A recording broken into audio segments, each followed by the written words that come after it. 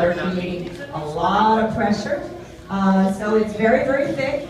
It's almost 13 inches thick. It's 12 to 5/8 inches thick. And if you can imagine 2 full-grown male elephants standing on a scale, they would weigh about 30,000 pounds, and that's what this window weighs, about 30,000 pounds. So it's a big, big deal. Now I saw that our divers just jumped into the, now this is a rough-tailed stingray, guys. He's the largest whiptail ray in the Atlantic Ocean.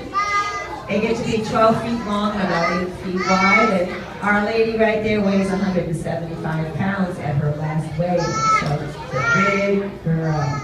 So I saw our divers jump into the water, which means they're going to be making their way over to the window very shortly. So I would invite everybody to have a seat. I did mention that one of our divers can talk to us from inside the exhibit, so we want to keep it nice and quiet so that we're able to hear what he has to say to us today. It is Joel, and he'll introduce to us his buddy divers. So what I need everybody to do for me is to turn up his microphone. I hear you breathing. There's that breathing that I need to hear. Good morning, Joel. Good morning. Come on up and say hi to everybody. Hi, everybody. Here's my buddy Lynn. And then your buddy Lynn. Right, by the way, ladies, we do have ladies who dive here as well. It's not just for the boys. No. Here she is. So, Joel, would you like to tell everybody how it is that you're able to talk to us and we can talk back and forth, but poor Lynn, all she can do is just kind of wave and make you know, gestures at us. Well, my regular job is working for Fox TV, and I was just at the Little League World Series talking to Monet Davis. So how do we get her on the air? Well, we put a microphone in front of her. I have a microphone in my mask. And how do they hear us back in the studio? Well, you have a little headset, so you can talk back. And I have a little headset right by my ear. So I'm doing like what I do on TV, except we usually use wireless, but wireless doesn't work well underwater. So I have a cable. So I am tethered. So if I do a really bad show, they can pull me off. So that's a neat thing to be able to do. But you'll notice that Lynn doesn't have anything like that. She's wearing something that looks more like this, which is the typical diver mask, covers the eyes and the nose. But you do still have to communicate back and forth, so how do you do that? Well, I bet you everybody knows how to do it, but let's try something. Okay. Lynn, watch out, there's a shark! Good work, huh? She didn't hear a thing. Well, you guys, if it's too noisy or you're too far away, you know how to communicate. You say, you want somebody to come over because you see something really neat, you go, come on over here. So if I wanted to warn her about a shark, I would say, Lynn, look, shark, right there. All right. So what I'm guessing is that you have a whole slew of very important hand signals that you use. Oh, yeah. Doesn't that make sense? Okay. Scuba 101, first lesson. Instructor takes you to the water. Goes like this. What do you suppose that means? Okay. Yeah, it means, are you okay? And of course, what you hope to get back is exactly the same thing. Yes, I'm okay, right? Unless you're uncomfortable. And then you go. Not so much. Yeah, exactly. Okay. And then you can indicate there's something wrong with your ears. You know, you might be cold, you know. So there are a number of different things that you can let your dive buddy know. Okay, wonderful. Would you like to tell us any of the kinds of hand signals? You showed us the one for shark, but we have other animals in here. Why don't we play a little guessing game with these folks and see if they can guess what animals we're using the hand signal for. And I'll tell you what, if you go on a dive vacation and your buddy misses seeing all the great animals, he's not going to be your buddy anymore. So, if you see something, what if you see something like this? What do you suppose this is? What kind of has flippers out here like that? No. I'll give you a hint. It's Nemo's buddy. Who said turtle? Yep, you're right. It's the sea turtles. Very good. Okay. And then the other really great thing. Well, this one is easy. Now, You should know this one.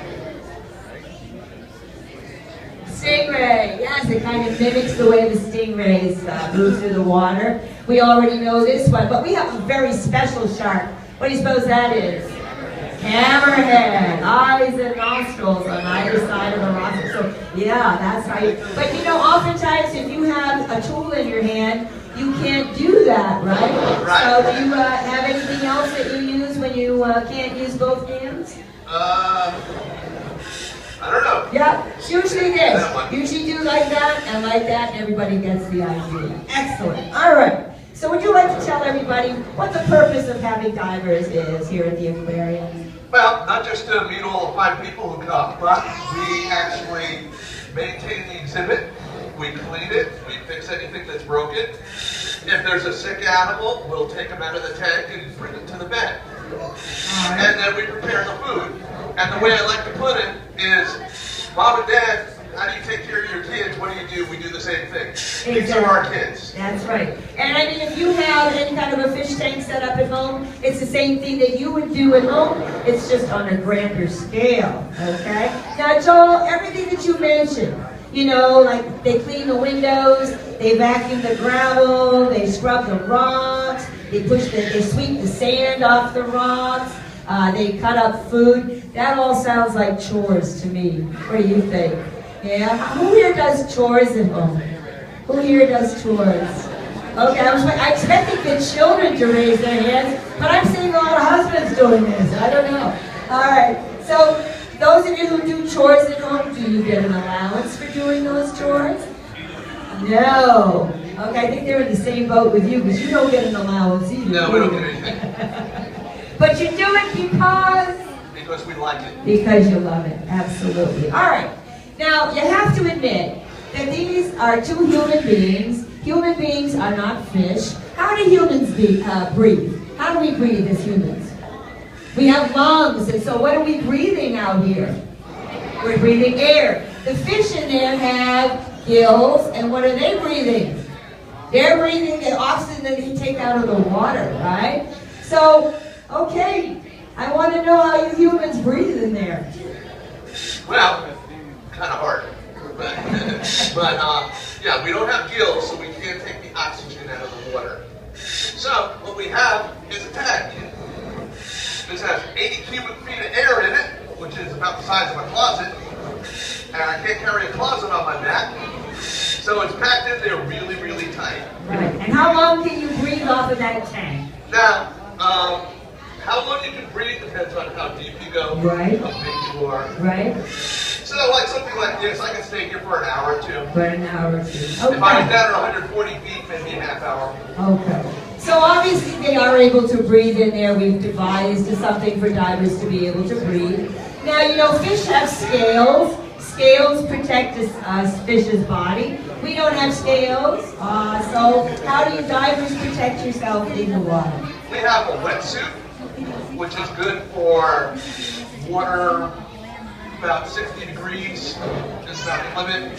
And the water comes in, my body heats it up, and I feel nice and comfortable. Right, so the wetsuit is a wetsuit because it's wet inside. Water gets inside the suit between the diver and the suit, and it's the diver's body heat that warms up that layer of water and keeps them warm for approximately maybe the same amount of time that you're in there doing maybe an hour or so? Yeah, it keeps you comfortable. Okay. I have a friend who worked on that show where they go underwater Bering Sea Gold.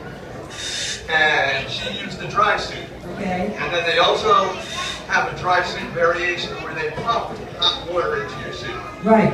Okay. But these are wetsuits, and like I said, they're wet inside, and that's why they're called wetsuits. Now, the other thing that that suit does for them, do you see all these rocks and things around here, folks? And if you go over to the panoramic window, you're going to see the little shipwreck over there. And when you're in here, you run the risk of bumping up against those things, don't you, Joel? Yeah. And so your suit is very helpful in protecting your knees. Yeah, I have knee pads, especially, because that's where you elbows and what have you, so that takes care of the whole scales thing.